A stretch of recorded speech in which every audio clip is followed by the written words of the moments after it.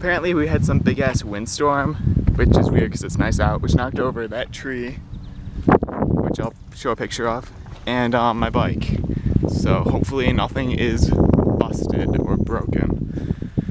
And it looks like my retarded old bike is fine. Time to go.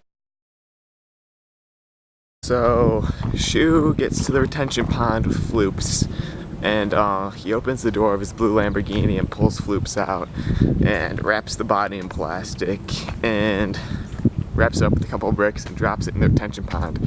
And Floops bubbles for a little bit and then falls to the ground, and he is gone. So Shu gets back in his car and starts driving away.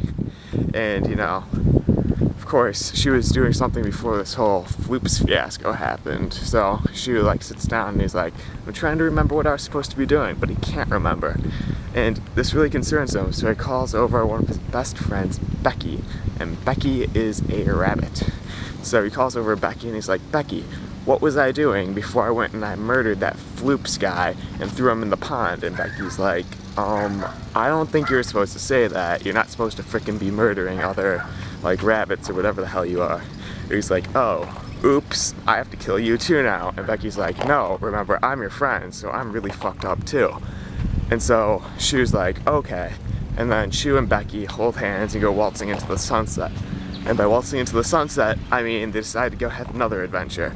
But there's a little problem here too, because they both are sort of a little bit freaked out about each other. So they have to get an awkward third wheel to go along. So they get a goldfish named Samuel.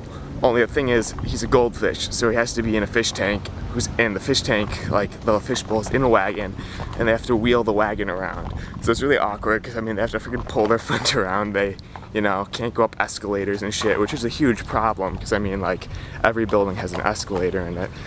So anyway, they have this awkward fish. He's also like a little bit like retarded, where he can like only talk with like half of his mouth, and he drools and like has one of those Stephen Hawking wheelchairs. Because you see, like, the fishbowl is in a wagon in a wheelchair, and he's also Stephen Hawking, but he's a fish. But no one really knows that because everyone just sort of ignores him, and they use the fishbowl as a paperweight. So anyway, to be continued.